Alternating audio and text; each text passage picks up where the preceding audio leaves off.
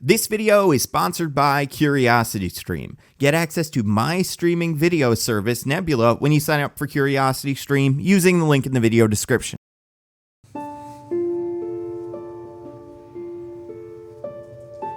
Iron Man 2 has one too many characters.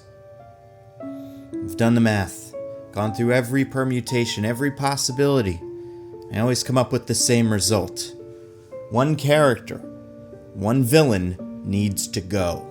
As much as I may love this character, I bear a responsibility to you, the fandos. Yeah, that's something people say, put it on a shirt. I need to V this movie honestly. The point is, one villain needs to be removed from Iron Man 2.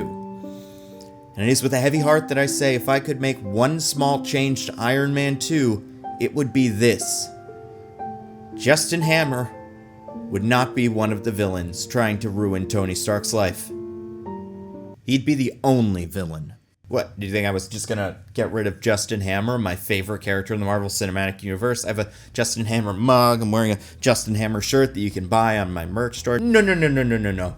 Whiplash needs to go. Once you get rid of Whiplash, the movie gets better, you get more Justin Hammer title card.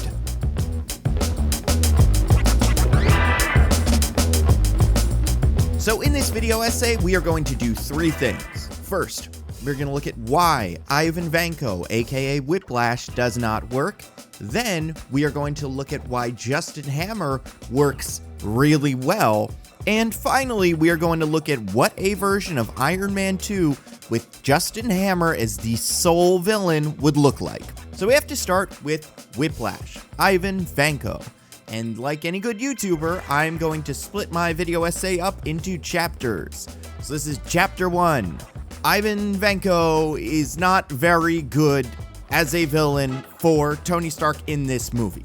I don't think time has been kind to Mickey Rourke's Ivan Vanko, aka Whiplash. In the beginning when he came out, he was exciting looking. He had his big scary whips in the trailer. He seemed like a memorable character. And then, once you saw the movie, you got a sense for what he really was. Vanko was pretty shallow. On the outside, a lot of interesting things. He's got a strange hairstyle. He has gold teeth. He has his Boyd. He's Russian. He wears funky glasses. And he was played by then Oscar-winning Mickey Rourke, who really seemed to be going all in with this performance. But once you got past that, there was not all that much to the character. Why did he act and dress the way he did? Because he was wacky and strange. He was extra, but he didn't have all that much of a character. Ivan was motivated solely by the desire to get revenge on behalf of his father, Anton Vanko, to get revenge on Tony Stark's dad, Howard Stark, by way of Tony Stark. Ivan Vanko did not know Tony Stark. They did not have any interesting relationship. Ivan's just a guy that's mad at Tony's dad and decides to take it out on Tony Stark. And because of that lack of a relationship, Ivan Vanko is not a particularly interesting foil for Tony Stark. I use that word a lot because I think it's really important when you're talking about an antagonist.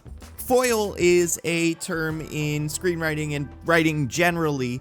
It comes from the idea that jewelers would put foil under a diamond to make the diamond shine brighter. A foil is a character who contrasts with another character, usually the protagonist, to highlight qualities of that other character. For instance, in the Marvel Cinematic Universe, the Red Skull is an effective foil for Captain America. Loki is an effective foil for Thor. Captain America and the Red Skull are both super soldiers fighting on opposite sides of the war, but the Red Skull is ruthless where Captain America is righteous. Thor and Loki are both brothers, vying for the throne, but where Loki is mischievous, Thor is mighty. Vanko's barely got anything there. Vanko and Tony both had a dad who built an arc reactor, but where Tony's dad didn't love him, Vanko's dad seemed to love him, and that's the best I can come away with in that relationship, so that's not great. So we've got a villain with no interesting relationship with our hero, who doesn't reveal anything particularly interesting about our hero. who has a personality that can be defined as weird. And by the way, all of those things that I mentioned about Vanko, the gold teeth, the bird, apparently those were all improvised by Mickey Rourke, and Mickey Rourke even brought the bird. But even with the wacky personality, the characterization is incredibly shallow. But hey, at least he's got whips.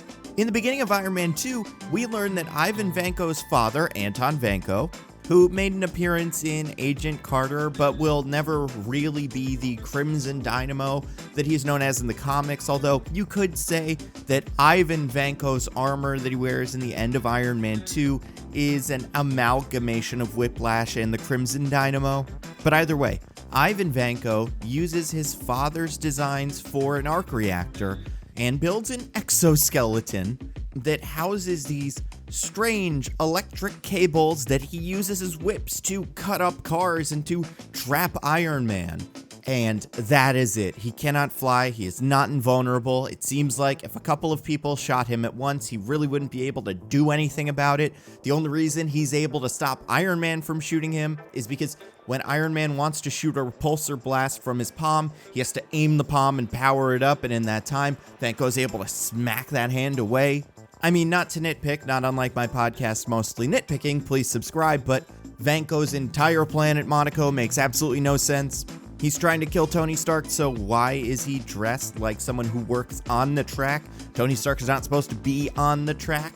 I would assume there is some sort of security in case some crazy person or supervillain walks onto the track in this large public event. But luckily for Vanko, Tony is in the most public, wide open location possible, and Vanko is just able to walk onto the track with no opposition. Like, if Tony was in that restaurant watching the race, which I imagine is where he would have been since that's where Hammer was, does Vanko do the same thing? Does he try to use his whips in a crowded room? It seems like he's pretty useless when he's not outside. I don't know. Whips are a fine power once. It seems like in the beginning of the movie, it's a means to an end, but then in the final fight, he incorporates whips into his super big gray villain armor. So I guess it's his thing. Although I don't think he's called Whiplash in the movie, and technically, I believe the term Whiplash is only used in Iron Man movies in Iron Man 1. It is the call sign of one of the F-22 pilots in the rescue scene. So okay, not a particularly interesting personality. No real unique motivations. Doesn't tell you anything interesting about Tony, and besides setting up one pretty interesting action sequence, there's nothing really cool that comes from Ivan Vanko using whips. So if none of that works, why is he here? Because one of the most common criticisms I hear about Iron Man 2 is that there's too much going on. There are too many storylines. You've got Vanko. You've got Justin Hammer, God's gift to cinema. You've got Black Widow, Nick Fury, and S.H.I.E.L.D. Pepper is becoming the CEO of Stark Industries. You've got Tony and all the father business. And slightly connected to that, you have Tony being poisoned by the palladium and also his alcoholism, which I guess is as close as we're going to get to the Demon in a Bottle storyline from the comics. Even though at that point, it's like, don't make him an alcoholic at all. Use the palladium poisoning as a metaphor for the alcoholism and make it a much more straightforward metaphor if you don't want your super marketable main character to be an alcoholic, but you still want to tell a story about a guy who has some sort of addiction to this thing that's killing him and is pushing him away from the people he loves. Just have the palladium do that anyway. There are too many stories in Iron Man 2. And then the final interesting relationship is Rhodey, and he ties almost all of this together. Justin Hammer, S.H.I.E.L.D., and the United States military. He's friends with Pepper. It's Rhodey's job to deal with Tony when he becomes an alcoholic. He also knows about the palladium poisoning. This is clearly Rhodey's movie. And if there is one part of the movie that has nothing to do with Rhodey, it's Vanko. He doesn't know him. Those plot lines don't converge till the very end of the movie, and they don't say anything interesting about one another. So get rid of Vanko. We are simplifying this movie by focusing it on Justin Hammer. End of chapter 1. So before we move on to this new superior version of Iron Man 2, and I can't believe I have to do this, but Nando v Movies law dictates that I need to explain to you why Justin Hammer is awesome. So I'm going to do that in chapter 2 of this video essay, The Virtues of Justin Hammer, God's Perfect Idiot. So I think Justin Hammer is an excellent character in this movie for 3 reasons. 4 if you count that face. My goodness, Sam Rockwell is making some amazing faces in this movie. And that rolls into reason 1. Sam Rockwell is having a ball.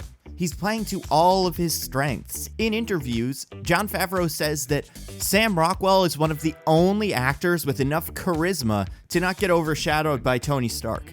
The first scene that they filmed was the scene in Congress, and that was the first time you got to see this wonderful chemistry between Sam Rockwell and Robert Downey Jr. They were improvising. Sam Rockwell was hamming it up. He's just a joy to watch, and I mean, what can I say about the dance that cannot be said by watching the dance? Sam Rockwell is an absolutely fantastic dancer, and the fact that they decided, well, I guess Sam Rockwell can dance, so let's have Justin Hammer dance into his presentation, is the perfect example of the decisions that Jon Favreau made on the set of Iron Man 2 that made Justin Hammer work so well. But beyond that, the second reason Justin Hammer is such an excellent character, when you really get down to it, in all the ways that Ivan Vanko really wasn't an interesting foil for Tony Stark, Justin Hammer is the perfect foil for Tony Stark at this point in his life. He's basically the worst case scenario for Tony Stark. What if Tony Stark never had that life-changing experience in Afghanistan that shifted his perspective and turned him into a good guy? What if he was still just a skeevy, womanizing, ostentatious salesman? He's ready to take advantage of opportunities, and his connections to the government make sure that he is interested in keeping the war machine moving. The threat of a well-connected arms manufacturer with Tony Stark's worst impulses running unchecked is a nightmare. And Justin Hammer is all of that. It's hard to say whether it's actually what he likes or if it's just what he thinks a rich person likes. Justin's trying to emulate Tony Stark by putting on exciting presentations, dancing, being extravagant, eating ice cream in France that was flown in from San Francisco. In fact, one of the choices they made about Justin Hammer early on is that he is always eating something sweet. He's eating a lollipop while he's presenting the weapons. He's eating ice cream while he's talking to Vanko. And we never see what was on Justin Hammer's plate during his conversation at Monaco with Christine Everhart, but we can only assume it was a Fun Dip or a Pixie Stick or something like that. After the events of Iron Man 1, Tony has grown into a better person. And his first challenge post-Iron Man 1 is to go up against the worst version of himself. It is a terrific foil. And then third, and I think this gets lost in the conversation, Justin Hammer's actually pretty smart. He's good at what he does. In fact, not to nitpick, not unlike my podcast, Mostly Nitpicking, please subscribe. But I always thought it was weird that Justin Hammer makes that joke about the newspapers running out of ink and it falls flat. Because in every other instance, Justin Hammer has proven that he is an excellent salesman. Later in that scene, he has an incredible command over the stage. He's presenting his hammer drones, and he's doing the best with what Vanko gave him. He even makes the salute work. I mean, look at that. Look at that salute. Ivan, anyone can make salute, but Justin Hammer can do salute. I don't know where I was going with this one. But then there's the presentation to Rhodey and the Generals, where Justin Hammer is also a machine. He is pitching his weapons in an incredibly captivating way. It's so much fun to watch. He clearly knows what he's talking about, and apparently most of those lines were written the night before by Justin Theroux, and he gave Sam Rockwell an earpiece and was feeding Sam Rockwell lines on the day, which is just another testament to how terrific Sam Rockwell is in this movie, because he was able to roll with that situation. But even beyond that, Justin Hammer is good at what he does when he is scheming. He's able to successfully get Vanko out of a Russian prison and switch him with another prisoner, so everyone assumes he died. And then, during the conversation to the airplane hangar, Justin Hammer basically spells out the movie. All Whiplash wanted to do up until this point was prove that Tony wasn't perfect. When you make God bleed, the people will cease to believe in him. And there are sharks in the water. Nice mixed metaphor, Ivan. But Justin Hammer has vision. He tells Vanko, you can't just take the man down, you have to go after his legacy. And that is a far more interesting direction to take this movie in. It's not just about killing Tony Stark. All these movies will be about killing Tony Stark. but this is about destroying this reputation that Tony Stark is trying to build for himself, and using Howard Stark's complicated past and Tony's difficult relationship with Howard Stark against Tony. If that was the thesis of the movie, and that was delivered upon effectively by a villain with vision, that would work really well. Unfortunately, in the third act, the reins are taken away from Justin Hammer, and Vanko is in control, and now, again, the whole movie is about killing Tony Stark, as opposed to destroying Tony Stark's legacy. So Justin Hammer is a terrific foil to Tony Stark, who can present an interesting threat in this movie, and is being portrayed by an incredibly charismatic actor who's having a blast. What more can you want? Okay, so now that we have done the hard work of explaining why Whiplash didn't work and doing the very easy work of what the kids call standing Justin Hammer, let's talk about Chapter 3. What would a version of Iron Man 2 where Justin Hammer is the sole antagonist look like?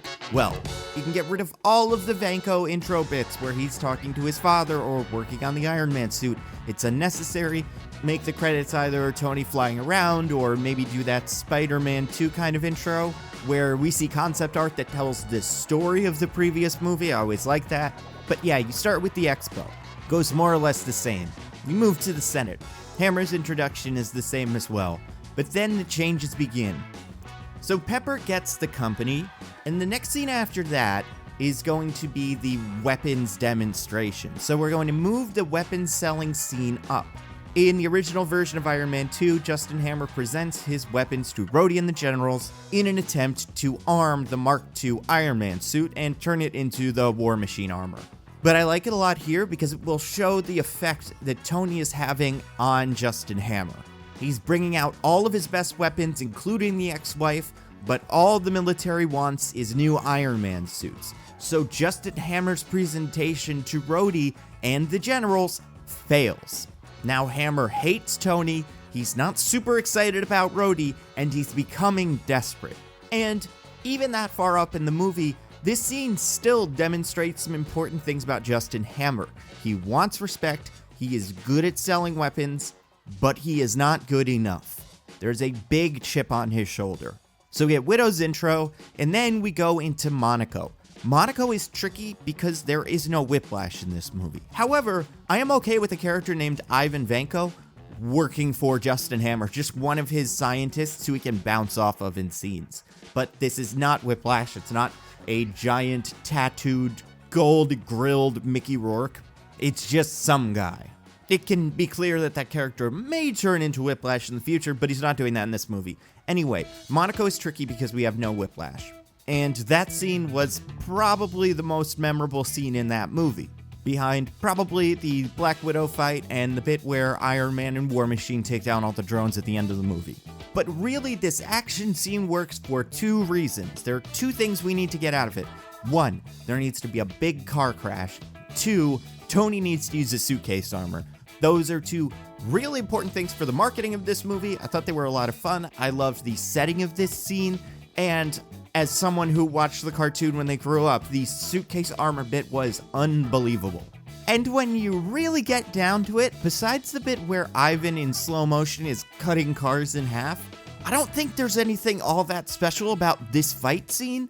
It's a lot of just Tony scrambling away from Vanko very quickly, and then there's a whole extended bit where Pepper and Happy are driving and trying to get the suitcase that obviously Tony would have. They're trying to get it to Tony. Really, there's just all of this bumbling around so that the fight scene isn't over in 2 seconds. However, if we don't have Whiplash around, I think you can still get the suitcase bit, and I think you can still get a crash. And I think this bit will help reinforce the most important part of at least the beginning of the movie. Tony is his own worst enemy. Let's have Tony kind of cause the crash. Not on purpose and not because of alcoholism, because of alcoholism metaphor, which is the palladium. He has some sort of palladium seizure while he is driving the car. It makes sense because right before Tony gets onto the track, he's in the mirror looking at his heart and saying, all right, what bad decision are we going to make next? And it turns out that Tony driving the race car is a bad decision, but only because then Whiplash is able to fight him. I think it is way more interesting if the bad decision is just that he gets in this race. So Tony kind of causes the crash. He gets a seizure, he wrecks his car, he is okay, and the action set piece is now Tony Stark in the Mark V suitcase armor attempting to save all of the rest of the racers who are either crashing off of cliffs or into each other. It could still be fun, it could still be creative, and once you get over that scene, everything else fits together incredibly well. So Hammer watches all of this happen in Monaco, but in this scene, he's not seeing a supervillain come and challenge Tony. He is seeing a Tony Stark that isn't quite at the top of his game. Something's off. And maybe Tony Stark was not what was great about Iron Man. Maybe Tony Stark has been holding Iron Man back. Maybe what we really need are drones. So Justin Hammer comes up with the idea for the Hammer drone.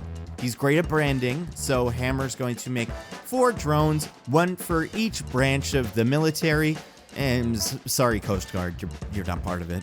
And I guess now Space Force, who knows. So Tony has his party, he gets out of control, Rhodey takes the Mark II, and Rhodey brings it to the military. So here's another big change. Senator Stern, Gary Shandling's character, is going to get the Mark II suit.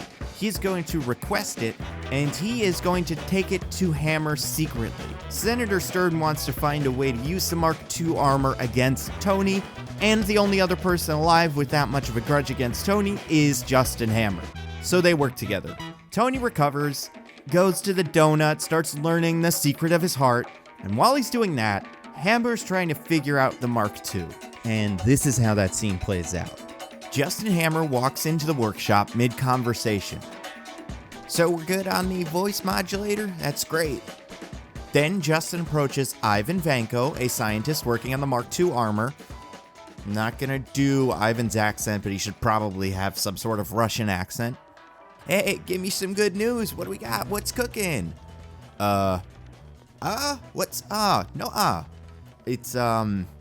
It's locked. Justin looks at the suit. What do you mean it's locked? It's open. Look, open for business. Yeah, well, the suit itself won't move without one of a few biometric signatures. Biometric signatures mean like fingerprints? No, sir. One of a few individuals needs to be physically inside of the suit for it to move. Tony Stark, Colonel Rhodes, Pepper Potts, that's it. So you're saying if this thing doesn't have one of those 3 people inside, I came into possession of the world's heaviest mannequin? Essentially, yes. I guess I need to figure out a way to get past that. How are the other systems looking? Well, the arc reactor that powers the suit. Usually the suit's powered by the reactor in Tony's chest. However, since Colonel Rhodes does not have his own arc reactor, the suit came with a temporary arc reactor, and it's done. What do you mean, done? Yes, well, the reactor is fried, unusable. The suit will still move, it has an auxiliary power battery, but that doesn't produce nearly enough energy for the suit to fly. So wait, so this thing doesn't fly? It does not. And more? I'm afraid so. Because the suit uses the repulsor technology for both flight and as the primary weapon system, it doesn't look like this version will be able to shoot either. No blast, not even a little one. No, sir. You don't understand. I am so close here. I have this right here. And it won't turn on, and even if it could turn on, it won't do anything. Okay. I will have the boys take care of the person to turn it on. I want you to try to fit some of the boosters from the drones onto this. They'll be bulky, but it'll do. And the weapons, sir? Oh, I'll take care of those. So now the plan is starting to come together for Justin Hammer. And a couple things are going to happen. Tony is going to discover his new element. And then Colonel Rhodes is going to be summoned somewhere, and he is going to be gassed and captured. Now some goons are going to come for Tony. They're going to try to invade the mansion. We'll get a fun fight scene where Coulson stops them all. Give Coulson a fun action sequence outside of the one-shots. Then Tony and Coulson think to themselves, who sent these guys? And that is your Hammer intro dance. Justin Hammer sent some goons to kill Tony. So Hammer does his presentation similar to the movie, introduces the 4 types of Hammer drones, no war machine, and that's it. But then Hammer's interrupted. He sees someone in the distance, and it's Iron Man. Everyone in the presentation starts clapping. Oh my gosh, Iron Man. And then Iron Man yells, Hammer! Justin Hammer says, Tony, what's going on? Iron Man says, don't call me Tony. I'm the war machine now, and I'm the only one who defends America. How dare you present your superior drones at my expo? And then we get a look at this new Iron Man, and it's the War Machine armor. It is a black and gray version of the Mark II armor with rockets on his feet and back, and it's covered in guns. So in this version of Iron Man 2, that's why War Machine is covered in guns. He is not the Army's perfect Iron Man. He is Justin Hammer's perfect evil Iron Man. So Justin Hammer, very poorly acting, tries to reason with him. Oh, okay, Tony, sorry, something must be wrong. I'll stop the presentation. And then War Machine says, that's not good enough. I'm going to kill you and everyone here. And this is all coming out in a very convincing Tony Stark voice. And this is when we can get a look at the inside of the armor. So we'll pan in on the armor and we'll see that Colonel Rhodes is inside of this armor. He's not able to do anything. He's not able to speak. He's yelling, but none of it's coming through. He's trapped in the armor. So this is a dangerous situation for Rhodes. Justin Hammer says, well, Tony, don't let your jealousy force you to do something stupid. And now a War Machine, fake Tony Stark, says, too late. Any last words? And he starts revving up the minigun. And Justin Hammer says, just one. Go, hammer drones. Fake Tony Stark says, oh no. And then War Machine flies away. Justin Hammer yells, stop Tony Stark before he hurts anyone. Now Rhodey, in the War Machine armor, is being controlled by someone else and is being chased by a fleet of hammer drones. So what's going on here? What's Hammer doing? Well, we'll cut back to Tony watching this all play out as he suits up in the Mark 6 armor. Coulson says, but you're here. Tony says, this has Hammer written all over it. The assassins, now this is trying to turn the public against me so that he gets control of all the military contracts. He's trying to embarrass me in the process. Coulson says, but so then who's in the suit? And Tony says, they only work if, oh my god, Rhodey. So Tony gets in his Iron Man armor, flies away. Now we cut back to the chase throughout Stark Expo. 20 hammer drones are flying, trying to catch War Machine. And now we'll see Justin Hammer backstage. He's got a completely different mood, and he's communicating with someone at his base who is running the War Machine suit, like piloting it like a drone. And this will be Ivan, and Justin Hammer will tell Ivan, oh, come on, Ivan, you're bringing this too close. We need to stretch this thing out. Well, why don't we just kill him? This is why I get paid the big bucks, Ivan. We need to make this look exciting. This is a weapons demonstration. If the drones knock him out instantly, there's no show. We need to make it look like he's got a chance. And then Iron Man shows up, the real Iron Man. Justin sees Tony arrive in the Mark 6 and goes ballistic. What the hell's going on here? Well, he must have escaped. The drones will forget the drones! He's gonna ruin everything! I need to get in there now! But it isn't ready yet. It needs more testing. Well, does it fly? Yes. Does it shoot? Yes. Then it's ready. I'm on the way to the workshop. So Hammer gets in a car, drives away. Happy and Natasha follow him back to his compound. They fight through all the guards. They save Rhodey. Rhodey is free. Rhodey in the new War Machine armor and Tony fight the drones together. And then Natasha says, there's something else coming your way. Something being piloted manually. Justin Hammer shows up in a big green Iron Man suit. Like huge. Pretty much as big as the one Vanko wears at the end of Iron Man, except very green. The face mask pulls back. Hammer says, you like it, Tony? You aren't the only one with your cool toys. Tony says, Hammer, what are you doing? Oh, Tony, your legacy, it's over. For the rest of history, when people hear Stark, they're going to think of the guy who killed the terrorists, or even Daddy winning World War II. They're just going to think of the unhinged genius who went crazy, killed his friend, and tried to blow up Queens. Rhodey says, what the hell is that? Justin Hammer says, well, I call it the Titanium Man. Because titanium's stronger than iron? No, because titanium... You always thought everything, didn't you, Tony? And Tony asks Rhodey, he does know that my suit is actually made of a gold titanium alloy, right? No. So now, Justin Hammer is piloting something called the Titanium Man. For people that don't know, in the comics, Titanium Man is another Soviet Iron Man knockoff. This one is piloted by a humongous Russian man. There's not a whole lot to him, and I don't think we'll ever get to do anything interesting with that character in the movies.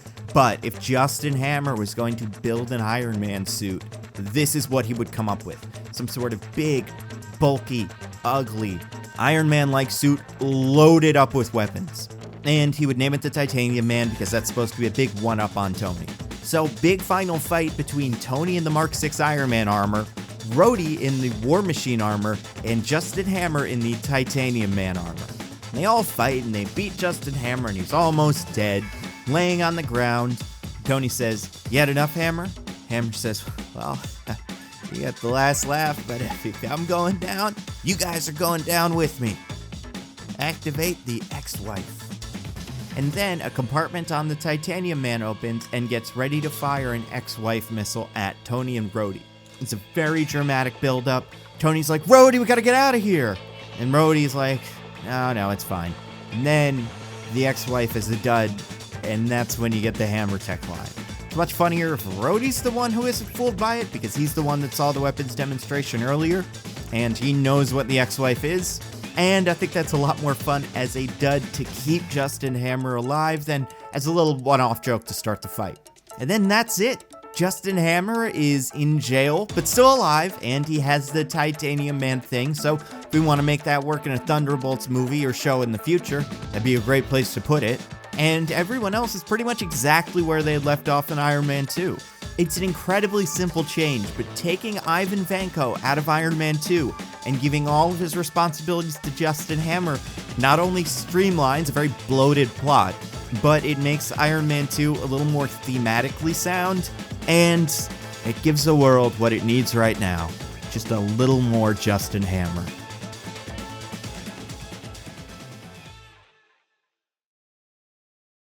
Oh, and one more thing. Don't tell Justin Hammer I'm telling you this, but on the subscription streaming service Nebula, which is owned by creators like myself, there is a documentary you can watch right now about the creation of Tony Stark's sunglasses. It's really interesting. They talk to the company that makes the sunglasses, talks about how they're used in films, how they're set up as props, and how they went through this process of designing all this different eyewear for Robert Downey Jr. to wear as Tony Stark. That content is exclusive to Nebula, as well as a ton of other awesome content like Tom Scott's game show Money, a series by Real Engineering about D-Day, a series by Polyphonic about the dark side of the moon. And right now, if you sign up for CuriosityStream, which is a terrific subscription streaming service with tons of nonfiction titles and documentary content, you also get a subscription to Nebula. It's an amazing deal. It's $2.99 a month. And on top of that, the first 31 days are completely free if you sign up at curiositystream.com/Nando, Nando, and use the code word Nando at checkout. It's an amazing deal. Watch the documentary on Nebula about Tony Stark's glasses. Oh, and make sure to tweet at WatchNebula and tell them that you want them to also make a documentary about Justin Hammer's glasses, because Justin Hammer tells me that's what the people really want to see. As always, I have to give a humongous thank you to everyone who continues to support the channel on Patreon. You guys are the best. You want to see your name up here, get access to videos early, other cool stuff. Like, let's say you want to watch the monthly whiteboard videos we do. It's a live stream where I work through a question in front of this very whiteboard. In March, we did my pitch for the DCEU. In February, we did how Justin Hammer could be the next big bad of the MCU. It's a lot of fun. If you throw in literally any amount of money, you get to watch those. And if you throw in $5 or more a month, you get to suggest topics for those videos and vote on those topics. So you get to choose what we talk about. Anyway, all the patrons, thank you so much. You have no idea how much I appreciate it. Also, listen to my podcast, Mostly Nitpicking. Every week, me and my friends DJ and Diggins pick apart a piece of pop culture by looking exclusively at the details. You can listen to us wherever you listen to your podcasts. We are at NitpickingPod on Twitter. Last thing, follow me on Twitter and Instagram. My handle is just Nando V Movies. It's where I post updates on videos, and podcasts, pictures of my cat, all the important stuff. That's all I got. I'll see you next time.